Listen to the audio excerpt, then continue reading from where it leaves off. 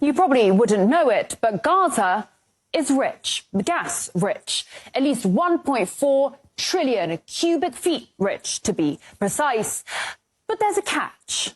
Geologists and natural resources economists have confirmed that the occupied Palestinian territory lies above sizable reservoirs of oil and natural gas wealth in Area C of the occupied West Bank and the Mediterranean coast off the Gaza Strip. To date, the real and opportunity costs of the occupation exclusively in the area of oil and natural gas have accumulated to tens, if not hundreds of billions of dollars. Back in 1999, the Palestinian authorities signed a deal with British Gas. Just off the Gaza coast, they struck it lucky. And 2 wells were drilled. That's Gaza Marine 1 and 2. It was a multi-billion-dollar gift from God, an economic boon both home and abroad. This is one of the key messages here today. There will be gas available for export. And from my conversations with Palestinian officials, including President Arafat, it is clear that they have no interest in just sitting on a gas surplus.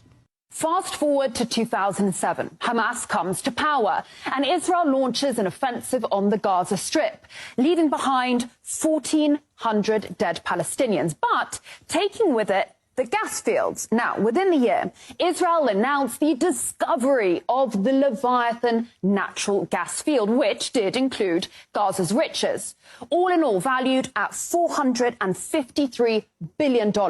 Now, since then, Gazans haven't seen a shekel, or, to be more accurate, they have been denied around $47 billion in revenue. As for Tel Aviv, well, it's gunning to become a new hub. This is a historical moment in which the small country of Israel becomes a significant player in the global energy market. The Memorandum of Understanding will enable Israel, for the first time, to export Israeli natural gas to Europe. And it is even more impressive looking at the significant set of agreements we signed over the last year, which position Israel and the Israeli energy and water sectors as a key global player. Let's just run through this then. At that moment in time, so we're talking 2022, Russian oil and gas was sanctioned. Iranian oil was sanctioned. Syrian oil fields were, and still are, illegally occupied by US forces. Now, the key port of Latakia was being bombed by Israel, and the port of Beirut, the gateway to the Middle East, lay in ruins. Enter this small country of Israel right here with its seas of gas, its working ports, an answer to Europe's problems, and perhaps, most critically, the US blessing. Because in case you didn't know, US Congress has decided that Israeli energy is in the highest national security interests of Washington. So DC was only too happy for Tel Aviv to become a key global player. After all, it had itself previously mulled over ways in which to make its 51st state a window onto Europe. Another interesting application of nuclear excavation would be a sea-level canal 160 miles long across Israel, connecting the Mediterranean with the Gulf of Aqaba and thus the Red Sea and the Indian Ocean. Such a canal would be a strategically valuable alternate to the present Suez Canal. The Suez Canal is a gold mine. It connects the Mediterranean Sea to the Indian Ocean via the Red Sea. It is the link between Asia and Europe.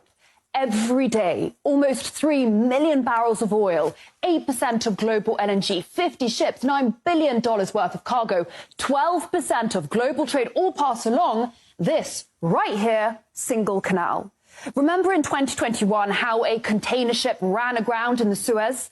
Global trade was brought to its knees. The alternative route via the Cape of Good Hope adds around 9 days and 7,000 kilometers to the journey. There is no replacement for the Suez Canal, except perhaps for the Ben Gurion Canal.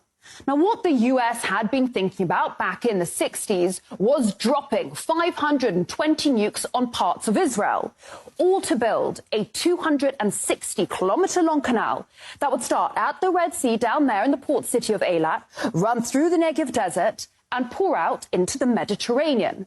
Where exactly?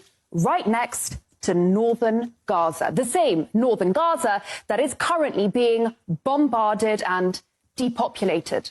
Egypt and its money-making Suez Canal would just be sidelined.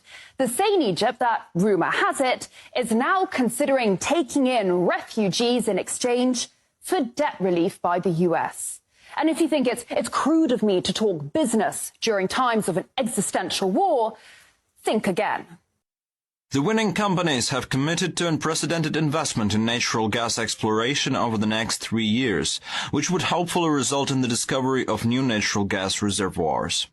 In recent weeks, Tel Aviv has handed out 12 new licenses to 6 companies, on top of the plan to tap more of the Gaza marine resources.